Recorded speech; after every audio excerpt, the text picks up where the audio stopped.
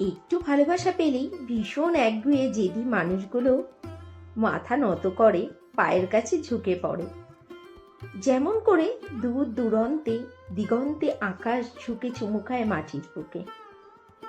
একটু ভালোবাসা পেলেই ভীষণ এলোমেলো মানুষগুলো নিজের ভেতরে ভেতরে দারুণ একটা সংসার সাজিয়ে নেয়।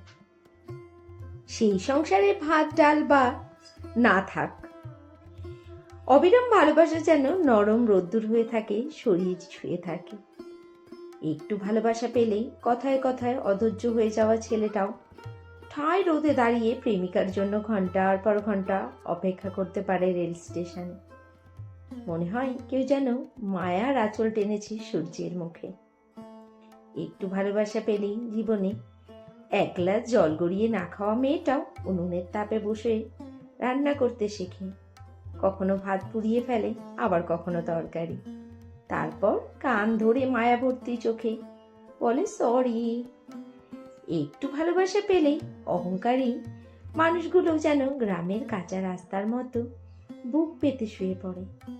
সারাদিন সিগারেট আর ক্যারামে ডুবে থাকা ছেলেটাও একটু নিরিবিলি আস্তানা খোঁজে, একটা চাকরি খোঁজে, প্রাণের মানুষটির সঙ্গে একান্ত আপন হওয়ার জন্য। কাজল না পড়া অগোছালো মেয়েটা নিজেকে সাজাতে শেখে, চোখে কাজল লাগাতে শেখে। এক বাটি মুড়ি নিয়ে বাড়ির কাজের মাসির সাথে বকবক করতে থাকে সর্বক্ষণ।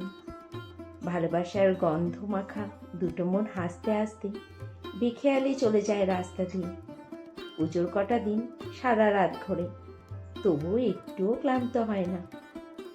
ভালোবাসা পেলে মানুষ নিজেকে পাল্টে ফেলতে চায়, প্রিয়জনের মনের মতো হয়ে উঠতে চায়। আর যখন সেই প্রিয়জন পাল্টে যায় অন্য কারো মতো, তখন অপর মানুষটা অস্তিত্বহীন হয়ে পড়ে, নিজেকে বড় নিঃস্ব মনে করে। আজ হচ্ছে বৃহস্পতিবার, আর ঘড়িতে বাজছে এখন সকাল 8:30। আজকের ব্লগটা এখন শুরু করছি। ভিডিওটি কেমন লেগেছে সেটি অবশ্যই ছোট্ট একটা কমেন্টস করে বলো, আর একটা লাইক করে দিও প্লিজ। আর আজকে তো বাড়িতে বিশাল রান্নাবান্নার আয়োজন, মাটন হচ্ছে। মাটনটাকে জানো আমি একটু নুন দিয়ে ভালো করে ধুয়ে নিই গরম জল দিয়ে, তাহলে খুব সুন্দর পরিষ্কার হয়ে যায়। আর বেশ কিছুদিন বাদে আজ এসেছে বাড়িতে মাটন। মাটন খেতে আমার ভীষণ ভালো লাগে, কিন্তু আমি মাটন কিনতে পারি না। মানে যে কোনো মাটন বলো বা চিকেন বলো, দোকানে গিয়ে আমি কিনতে পারি না। কিনতে গেলে না আমার মনে হয় যেন সে ওই দোকানের একটা গন্ধে খাওয়াটা বন্ধই হয়ে যাবে। ছেলে তো ছোট, ওকে দিয়ে একটু আধটু চিকেন আনানো গেলেও মাটনটা আনানো যায় না। ওই জন্য তোমাদের দাদাভাইয়ের আসার অপেক্ষায় থাকি। আজও এনেছেও সেই মাটন, একদম রেয়াজি। আর আজ যেহেতু বৃহস্পতিবার, কাজেরও প্রচুর চাপ রয়েছে। বৃহস্পতিবার মানেই তো গৃহস্থ বাড়িতে একদম প্রচুর কাজ, সারা বাড়ি পোছা পুছি, গাদাগুচ্ছি, ঠাকুরের বাসন মাজা, রান্নাবান্না সেরে লেগে পড়েছি সেই কর্মকাণ্ডগুলোই ঘটানোর জন্য। স্নান সেরে বৃহস্পতিবারের পুজোটাও করে নিলাম। আর দেখো গোপুর এই চাদরটা, এটা না স্মার্ট বাজার থেকে দুটো সেম কিনেছি।